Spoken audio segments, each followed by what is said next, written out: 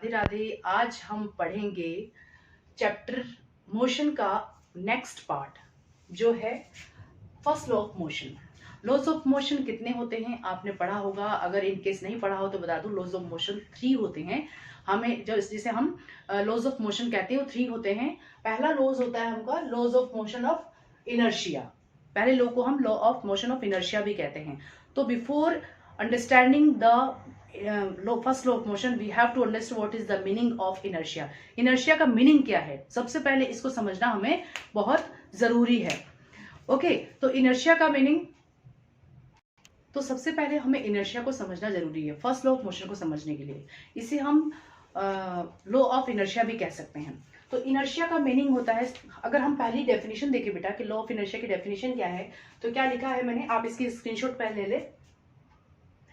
लिखा है मैंने, first law of motion means if object is in rest condition it wants to remain in rest conditions, rest condition.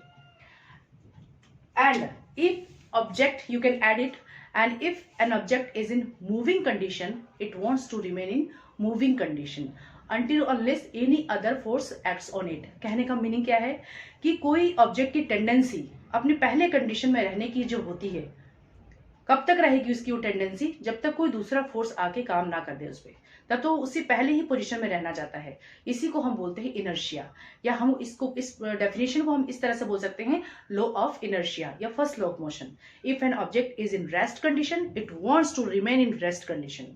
If an object is in moving condition, it wants to remain in moving condition until or unless any other external force acts on it। जब तक कोई बाहर, suppose आप सो रहे हैं, आप गहरी नींद में हैं, और तो आप क्या चाहते हैं, हम सोते रहें कि हमारी मम्मा आके हमको जगाए नहीं। जब आपकी मम्मा आती है, आपको धक्का लगाती है, उठ जा बेटा उठ जा, स्कूल जाने का टाइम है, तब आप धीरे धीरे अपनी इनर्शिया को चेंज, आप अपने स्टेट को चेंज करते हो। Otherwise you wants to remain in same condition. इसको हम बोलते हैं इनर्शिया। समझ आया बेटा आप लोगों को?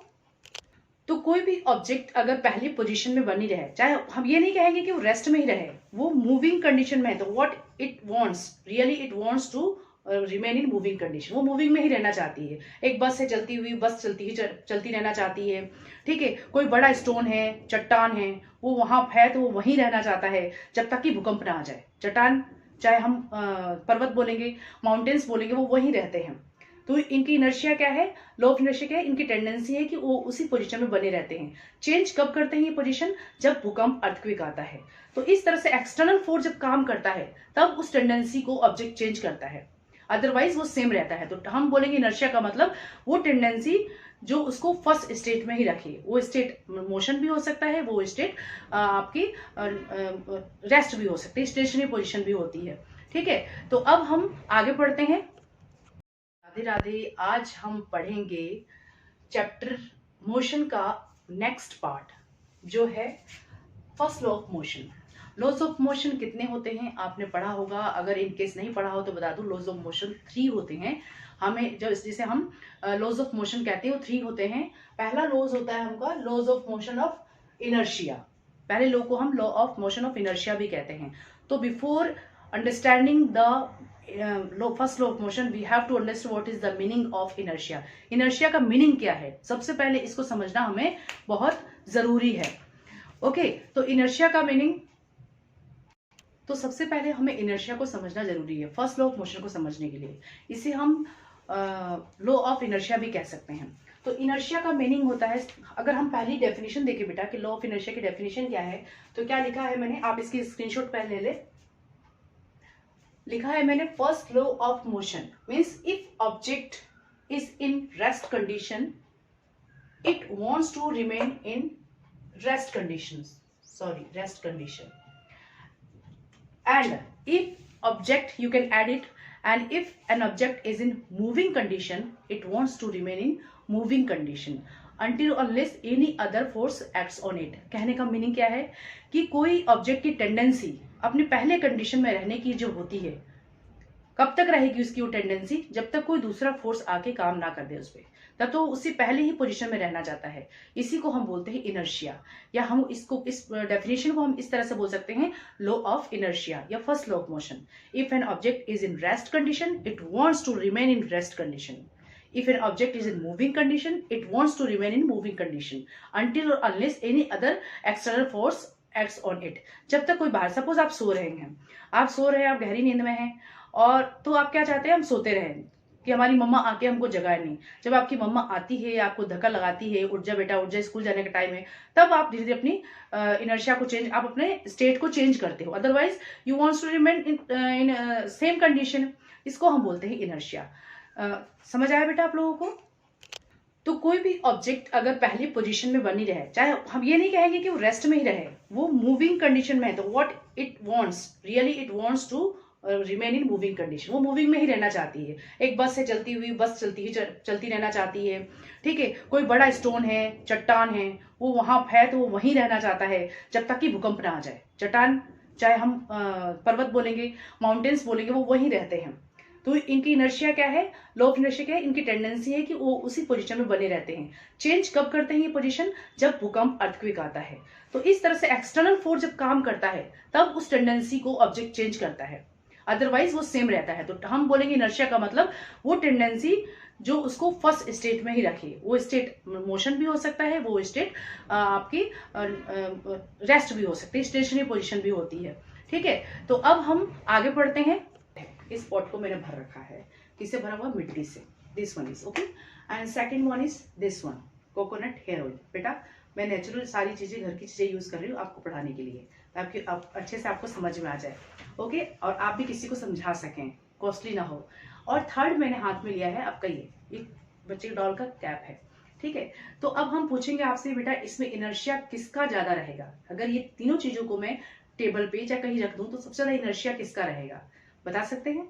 यस, हमारा सबसे ज्यादा इनर्शिया रहेगा, टेंडेंसी जब हम फोर्स लगाएंगे तो इसकी, क्योंकि इसका वेट ज्यादा है। जब किसी चीज का वेट ज्यादा हो, वेट हम यहाँ मास से लेंगे, वेट हम आगे पढ़ेंगे, मास मतलब उसका वजन जो है एक तरह का, तो वो वजन जिसका ज्यादा होगा उसका इनर्शिया भी ज्यादा होगा।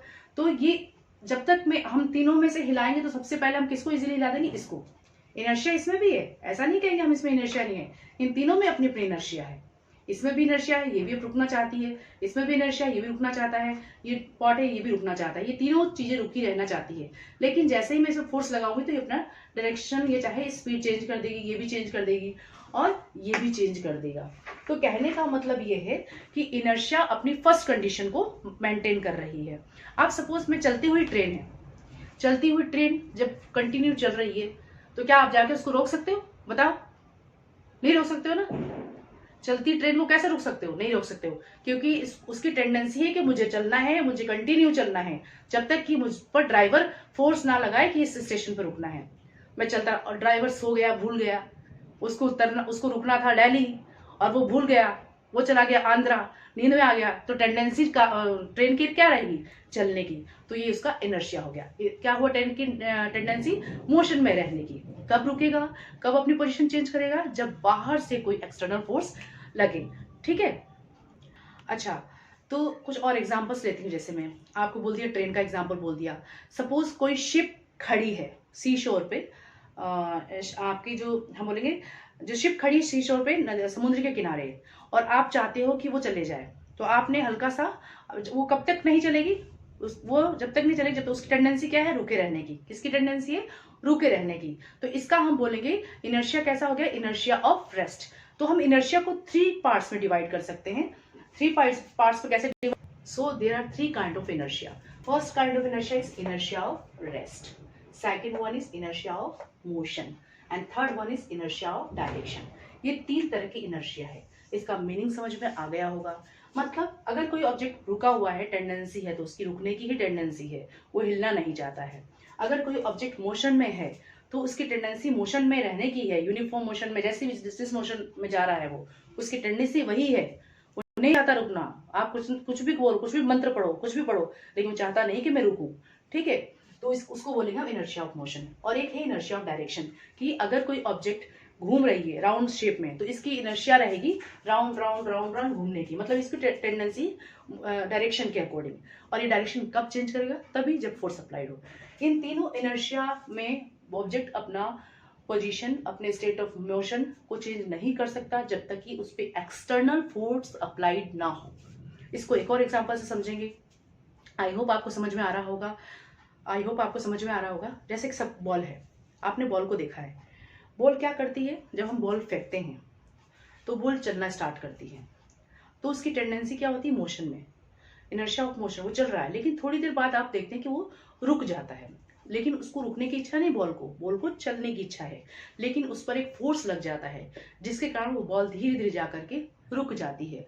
वो फोर्स आप सभी जानते हो, फोर्स ऑफ फ्रिक्शन। जब दो ऑब्जेक्ट को हम आपस में रब करते हैं तो इंटरलॉकिंग होती है, तो फोर्स ऑफ फ्रिक्शन, बॉल और जमीन के बीच में फोर्स ऑफ फ्रिक्शन लगता है।